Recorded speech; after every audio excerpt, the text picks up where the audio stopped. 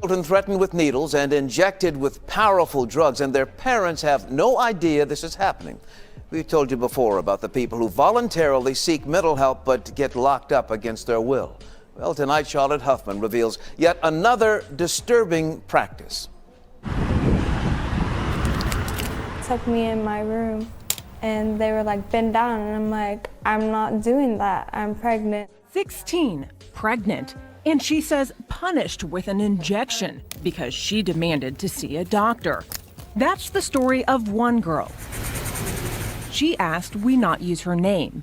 They put me on a chair and held my arms. And they pulled your pants down and gave you the shot? Yeah, put it in my cheek. Her story begins at this for-profit psychiatric hospital in Garland. Her parents voluntarily admitted her, but then say the hospital wouldn't let her go. I was supposed to be there only a night, and they kept me there for 8 days.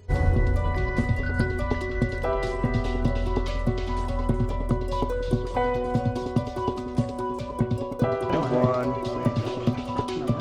Pop out.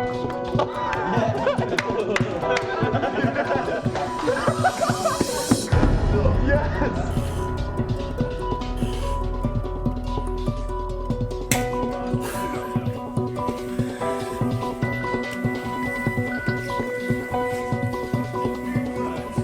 Relax, relax, easy. Yes. Yes. Where are you? Oh my God. Shut up. Give me, man. A knee on the neck with your hands in your pocket as though you're just having just another day in the park. And when you have other officers who were holding him down, I mean, this man was under control. At the end of the day, a carotid hold that literally is designed to stop people's blood from flowing into their brain, that has no place any longer in 21st century practices and policing. Welcome back to BTR News, Reverend Shaw. Well, thank you very much, my brother. I appreciate you greatly and the work that you do also. Thank you. The Citizens Commission on Human Rights, which you are a spokesperson for, has a couple of campaigns it is bringing to the public's attention. Of the first of the two you will be discussing with me is the CCHR Task Force Against Racism and Modern Day Eugenics. Your organization supports a federally banned restraint on chokeholds and so-called warrior training.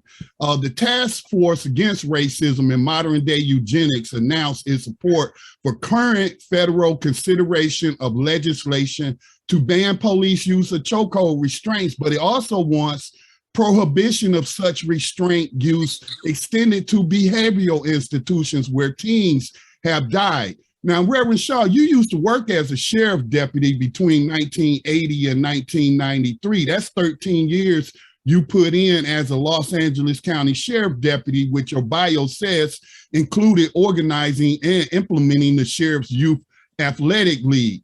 Talk to me about your professional opinion on these chokeholds utilized by LEOs, which of course that stands for law enforcement officers, which, if I am not mistaken, are meant to cut off air and blood to the brain, leading to unconsciousness, and in some cases can lead to death. I mean, what is your professional opinion on the use of these chokeholds? Well, I feel professionally and that chokeholds should be banned.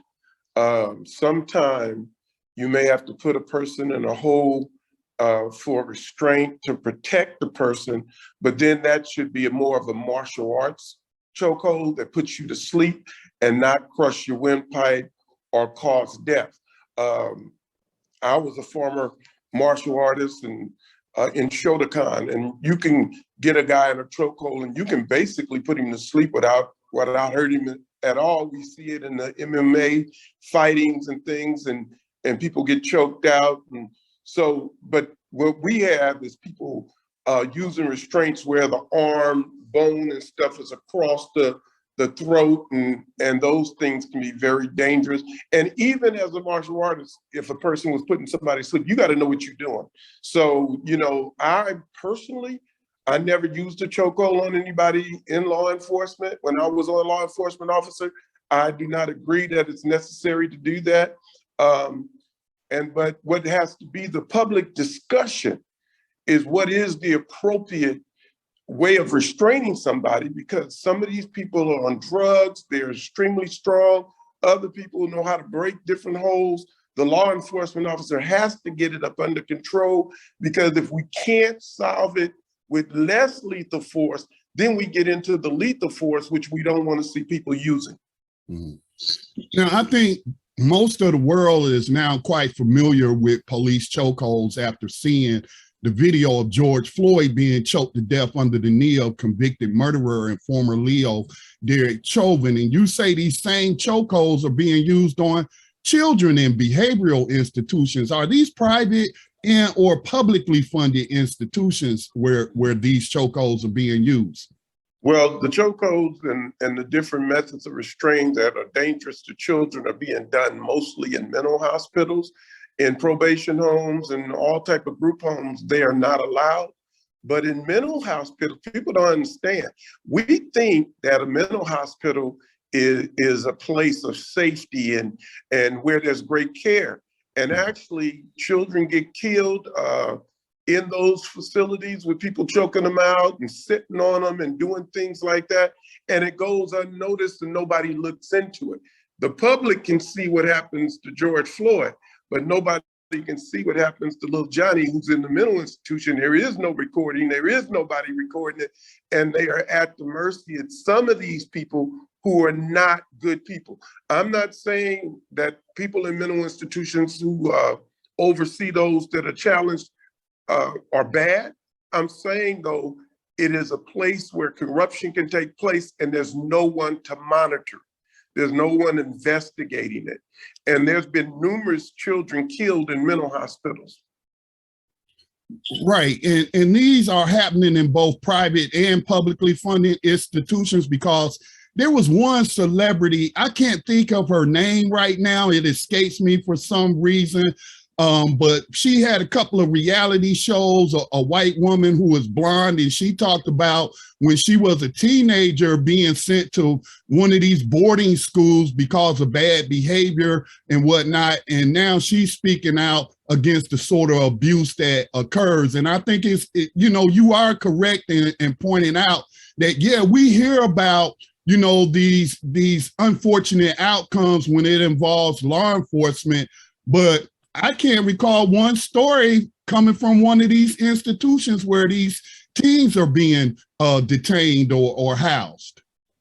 Well, that's part of the problem, because you can do a lot of things to people under the guise of secrecy.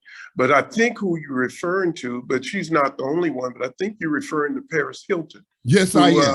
Yes. Yeah, who is really raising a ruckus. But the truth of the matter is, there's not a lot of children who have the wherewithal and the ability to get media attention so that their case can come to the forefront. She's just one individual who happens to be a celebrity that people will listen to. But there's a lot of kids out there that the same type of treatment, if not worse, where molestation and all of that is going down in these institutions, and nobody will believe them. And the one thing that people do not understand is that you have less rights in a mental institution than you have in a prison. Really? Because they can rape you in a mental institution, they can abuse you, and then they can say that the drugs are causing delusion. They can say that you're mentally ill in the first place, so you're hallucinating, the things didn't happen to you, but then the people become victim, and people who are predators can find jobs in those type of places, and then the people inside are unprotected. Yes.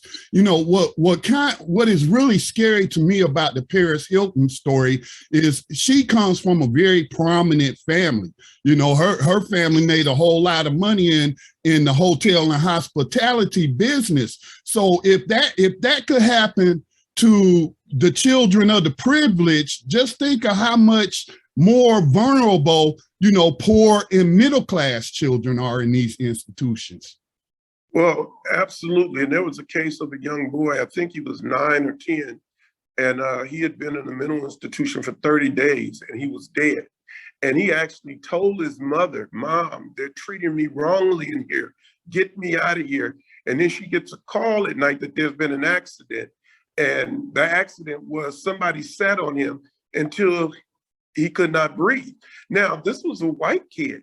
So when we see cannot breathe in the streets, and when police are choking people out, you got children saying they cannot breathe in mental hospitals that are being choked out. And the parents think they're safe there. And I would caution all parents, do not send your children to a mental hospital as a method of punishment or control, because it is not as safe as people think it is. Now, we can briefly pivot. Your organization's campaign for current federal consideration of legislation to ban police use of chokehold restraints. You also mentioned warrior training. Can you describe this type of training some law enforcement officers undergo in the United States? Well, for the last 20 years, Dr. David Grossman, a professor of psychology at West Point, has been teaching the bulletproof mind type killology approach. Now, killology teaches you to kill without hesitation, without reservation, without guilt. Okay, it's a military type approach being used on US citizens, especially the poor, Black and Hispanic, poor whites. We always forget the poor whites. Well, those things are being used on them. And Dr. Grossman even went so far as to tell officers that when you kill somebody, you have better sex at night. What is going on in the head? These are people who were actually supposed to be experts in the art of living, teaching this to law enforcement officers, and then we hold the law enforcement officer accountable when he uses the techniques, but we don't hold the people who taught them that training. When I left the sheriff department, they were teaching verbal judo and de-escalation techniques. Now that was back in '93 when I left, but they were teaching that then. When did this warrior training, the public is the enemy, everybody out there is trying to kill you, fear-based training come in? And he's been doing it for 20 years now. 20 years. And he's not the only one. This also brings to mind some reports that I've seen over the years about members of the Israeli Defense Forces, members of the military being brought here to the United States to train police in certain tactics that they're using to control the Palestinians. Hey, had you ever heard of any such training by the IDF? No, I have not. I have heard, and God forgive me right now, I can't think of the form of martial arts that comes out of there that is considered one of the most deadly forms of martial arts, but I have not heard personally that they brought people over here to train the techniques to kill or hurt. But I do know that David Grossman and some others have been teaching military type. It's a thought process. It wasn't necessarily, to my knowledge, a physical training. Okay. Now, in the press release from your organization, it says the U.S. Justice Department just announced a probe into a pattern or practice of unlawful or discriminatory behavior, including training within the Minneapolis Police Department. And you said that despite the ban on warrior training in the state, it takes time to undo the influence of violent and potentially racist training on the thinking of those indoctrinated with it. And you hope the Department of Justice investigates this and the developers' accountability for training potential adverse impact. Reverend Shaw, aren't police departments around the United States engaged in warrior training from small towns to big cities and including sheriff departments? And it's not just the big cities?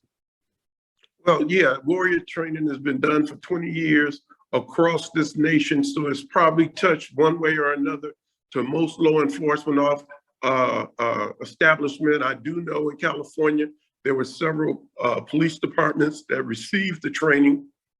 I do know also that we've been able to link some of the shootings and killings by law enforcement to that training. So the thing is, and we're still investigating that, and the thing is this, we got to learn to treat people like human beings. There cannot be pre-assumption that because you're Black or because you're poor or because of your religion, that you are more dangerous than anybody else. When I was in the streets of law enforcement, everybody was equally as dangerous and everybody was equally a good person until I found them to be different. It's a mindset, and this is where it comes in. It's a mindset that teaches someone that you and I are more dangerous than some other race because we're Black. It is not something that they teach in the police academies and things like that, unless you get this warrior type training done by Dr. David Grossman and others. But when I was in the Sheriff Academy, they did not teach this type of tech. They did not teach you to do the chokeholds that we see being done on the street. And actually, those are a sign of the ineffectiveness and the impatience that we have when we're dealing with citizens of color. We need to make sure that everybody is treated the same. And then that way, there can be no racial component to it because everybody's treated the same. And if I could say this, when I speak a lot of times, people say, do you think it's the training that needs to be handled or they don't have good enough training? No, they have good enough training. If it wasn't good enough, then they would be killing white people the same way they kill Black people and Hispanics and poor. So because when you approach a white individual versus a Black or Hispanic or Asian, you treat them differently. That has nothing to do with training. That goes back to what I said about mindset. Well, while you were speaking, I was just thinking, you know, over the years that I've been doing Black Talk Radio News and of course, reading a lot of news, especially related to police violence. But even outside of the training, I think that a warrior mentality, you know, that goes along with the program, the federal program that gives surplus military equipment to these police departments. But I think that some of these police officers develop this mentality, this, you know, like they're going to war in the streets of America aside from any training. And I think that's an individual type personality disorder. And I think more should be done to screen, you know, applicants who want to join the police department. Have you given any thought to that or your organization? Yeah, the problem is they don't have a method. In spite of all the mental health abilities and propaganda, they have no method of really detecting those who don't fit in with the force. They have no real method of determining if people are walking into departments and becoming members of law enforcement that have racial biases and things like that. Those things can be detected, but what happened was you still are trying to override a culture. We forget that the people in law enforcement now, many of them heard the war stories and listened to the trainings, and people were trained by people from the past. In the 60s, that's not too far from us. Those who came out of the streets in the 70s and the 80s were training the people who were going into the streets. So we're still having the residue of law enforcement officers who were receiving bad information, who wanted to be able to tell war stories, who wanted to be able to be one of the boys.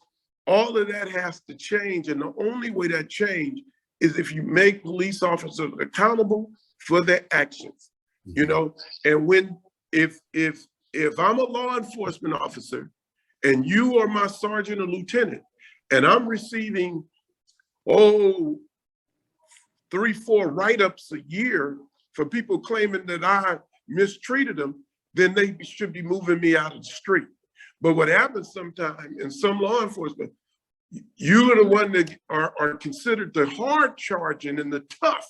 So you get promoted instead of penalized. And so that's some of the stuff that has to be overcome.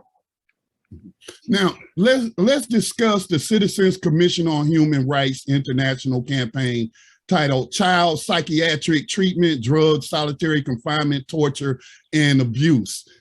Your press release gives some bullet points about some of the things that's going on as we was touching on earlier in some of these mental health facilities that treat children. And a couple of the bullet points talks about restraints, psychiatric drugs, and electroshock is still being used. And Freedom of Information Act reveals that 19 states are currently administering electroshock to children, and 7 of those states are electroshocking children from ages 0 to 5 years old. I mean, like, I read that, I had to do a double take. I mean, that's an infant. They're using electroshock, and I would think that the mental health community would have advanced, you know, beyond electroshock. How big of a problem? Apparently, you know, according to this press release, it's a big problem.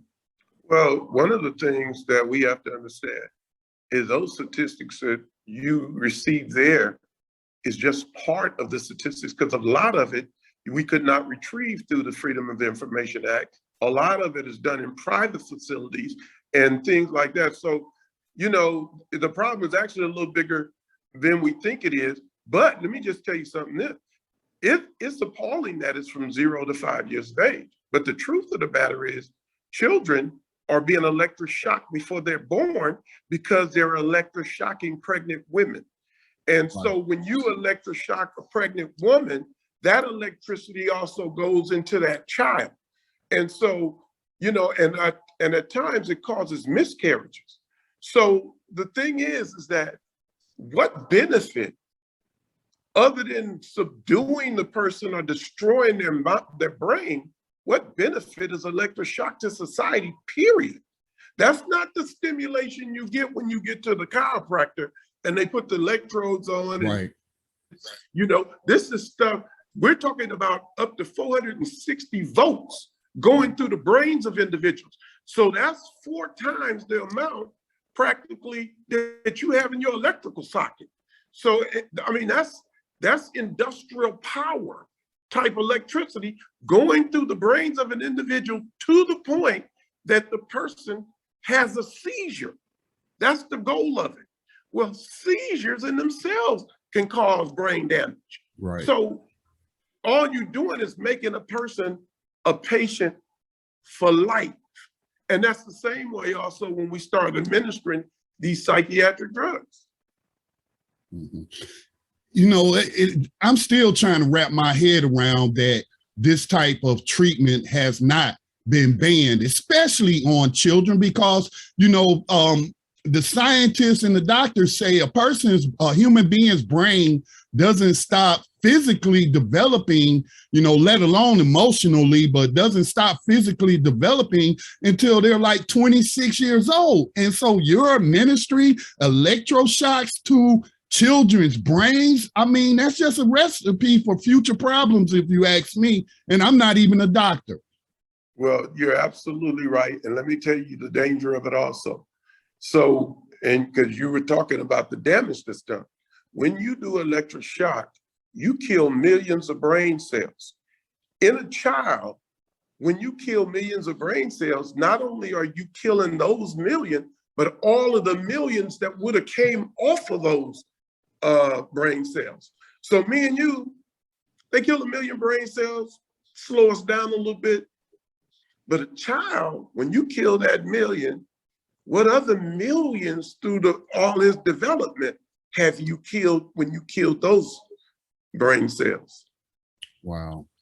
Well, Reverend Shaw, yes, sir. Go ahead. No. So then they get to benefit treating that child the rest of his life.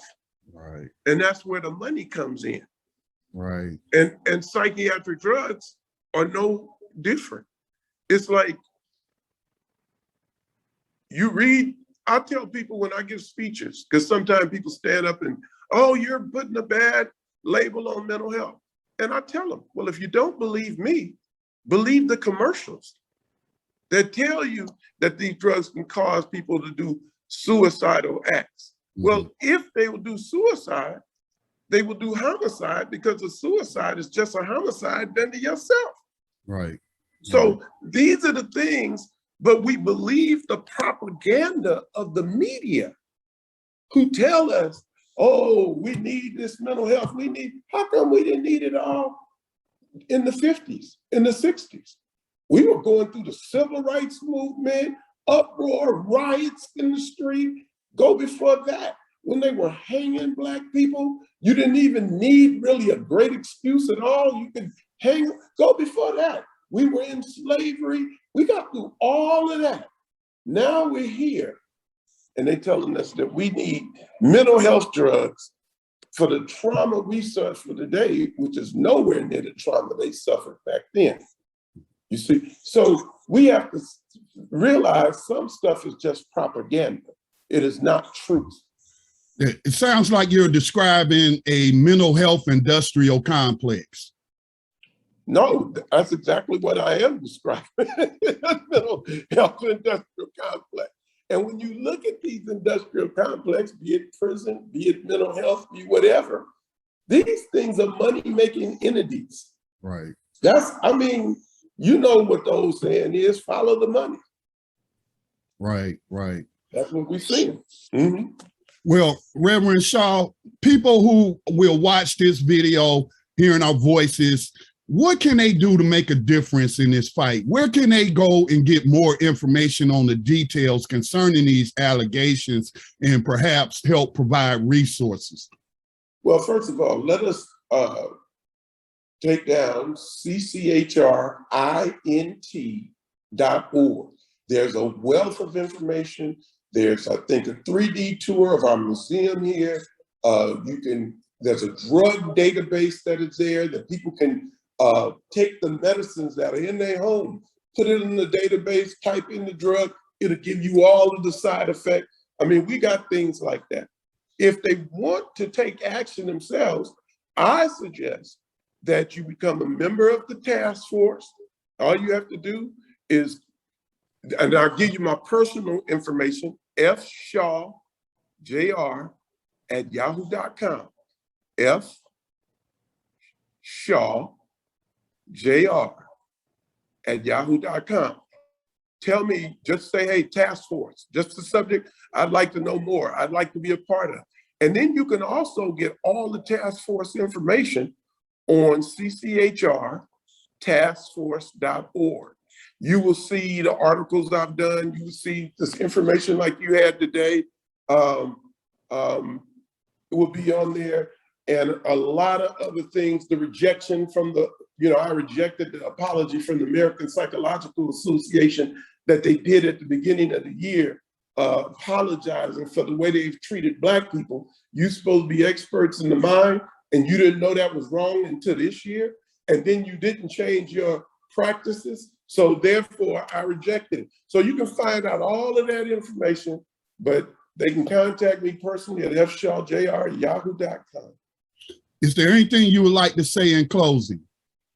Yeah, if you can, be it your clergy groups, be it your NAACP, be it your National Action Network, UrbanLink, join these organizations and make this issue come to the forefront. We got to have people standing guard. The price of freedom is constant alertness and a constant willingness to fight back.